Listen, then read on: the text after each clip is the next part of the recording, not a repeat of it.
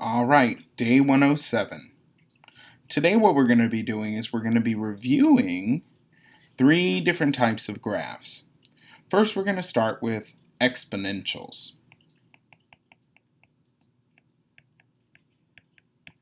These types of graphs have the 1/2 U shape.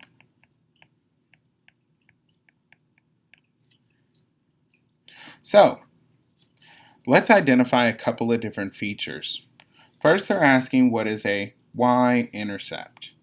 Well, if I look at my graph here, I'm going to look at the y-axis, that's this guy going straight up and down, and I'm going to look to see where the graph touches it. That number is going to be my y-intercept. So my y-intercept is 2, can also be written as 0, 2 if I want to give it as a coordinate. Next one. What is the rate of growth or decay? Well, this one is simple. All I need to do is first figure out, is this graph going up or going down? So just like I read, I'm going to read from left to right. So I'm going to start over here at the very left, and I'm going to follow it that way. So I start over here, down, down, down, down, down, down, down, down, down. So to me, that looks like that is going to be decay. So what does decay mean? That means that it's going to go down, but it also means something about the number that's inside of the parentheses. It means that it's got to be less than 1. So this means b smaller than 1. So that follows that for growth, b's got to be bigger than 1. And I'll talk about why that is in a second. Now they want to know, what is the equation of this function? Well, before we get too far into that, let's go ahead and talk about a few things first. So whenever I write the equation of an exponential, there's usually 2 different forms that I can have. There's going to be this guy,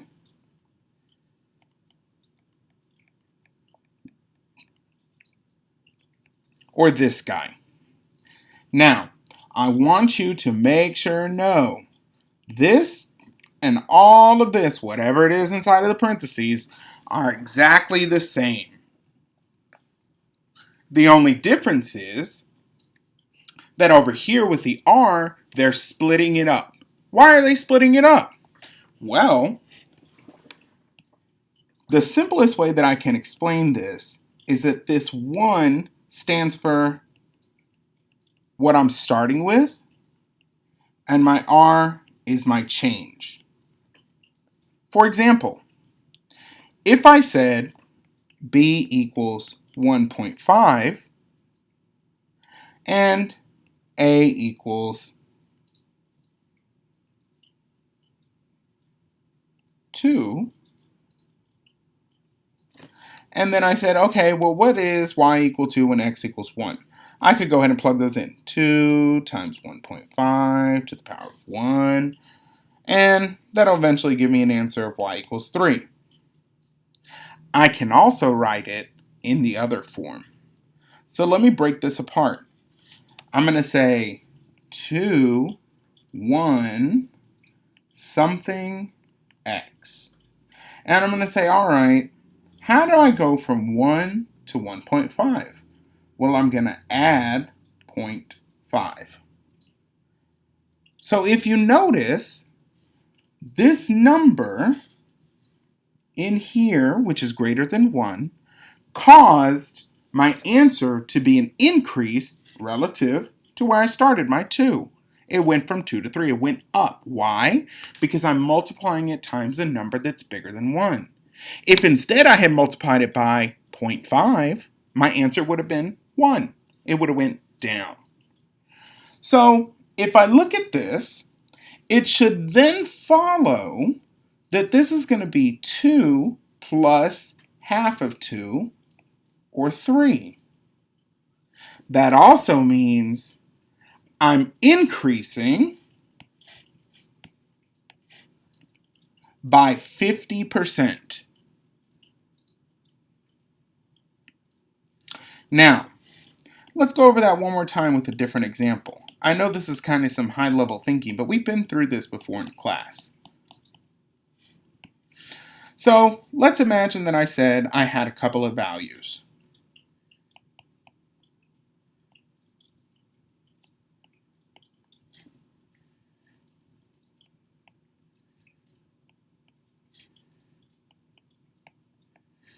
Okay, so I went from 4 to 8, 8 to 16, 16 to 32. It looks like I'm multiplying by 2.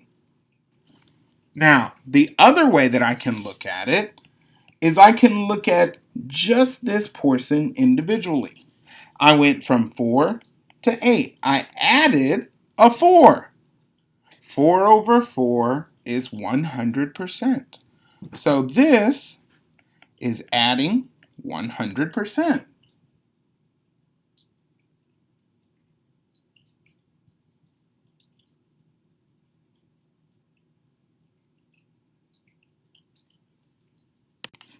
So using that, I would be able to infer that what's on the inside of my parentheses should be the original amount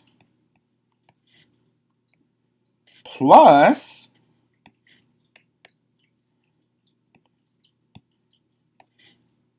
100%,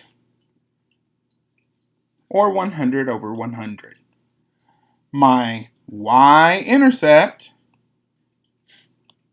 goes on the outside, 4 to the power of x. There's my equation. I can also write it as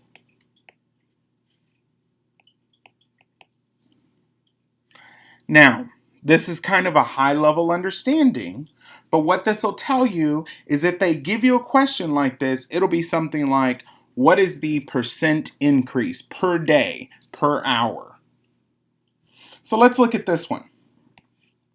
So I've already realized that my y-intercept is 2, and I know that it's decay.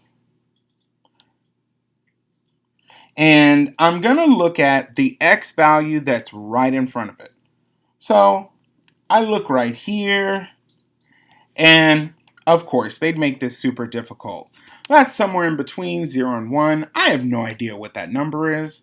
So I'm going to take a step back, go back to my y-intercept, and go back another one to x equals -1. I'm going to follow it up, and it looks like that goes exactly through the corners at -1, +8. So, over the course of one step from -1 to 0, I went from 8 to 2. Or, I divided my 100% by 4. So let me write that out. So I'm going to start at 2, and I'm dividing my 100% by 4.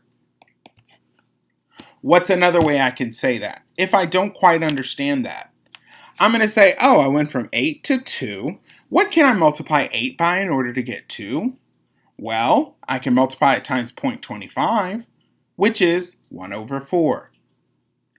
There's lots of different ways to get to this. So again, I went from 8 to 2 over the course of one increase in x. So I have to multiply 8 by something in order to get 2.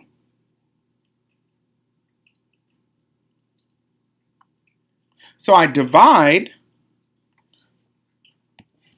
let me write this out. So I would say 8 times a number equals 2. I need to know what that number is. And this number is actually the b that's on the inside of the parentheses. So 8 times a number equals 2. I'm going to divide both sides by 8. b equals 2 over 8, which is 1 over 4, which is 0.25. And again, lots of different ways to look at this. So let's look at it one more way. So let's imagine they said, hey, what's my percent change? Well, I know it's not 0.25. I know it's going to be a decrease, right? So I'm going to start here at my 100%.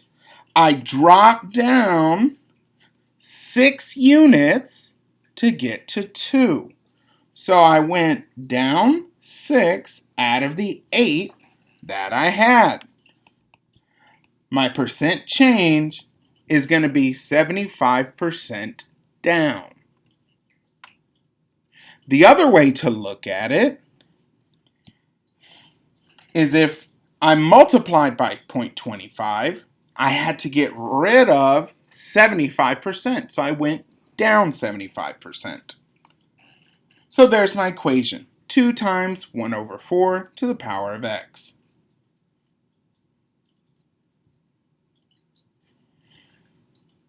All right, next one, linear, the easy one.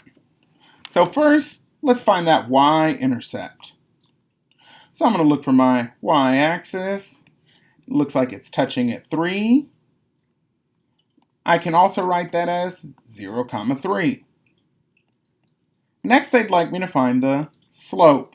So I'm going to find 2 points that go exactly through the corners of the boxes. And of course, I can start at my y-intercept here because it goes exactly through the corners of the boxes. I'm going to look for another one. It looks like there's one. Now I'm going to count starting left to right. So I'm going to say, I'm going to first go up and down, down 1, down 1, 1, 2, over 2. My slope is -1/2. What is the equation of the line in slope-intercept form? Y equals mx plus b. Y equals mx plus b.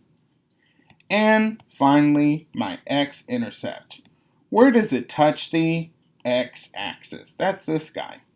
So I'm going to look. It looks like 6. 6, 0. Lastly, quadratics. So first thing, vertex, minimum, maximum. So I'm going to look at my graph. Does it have a top or a bottom?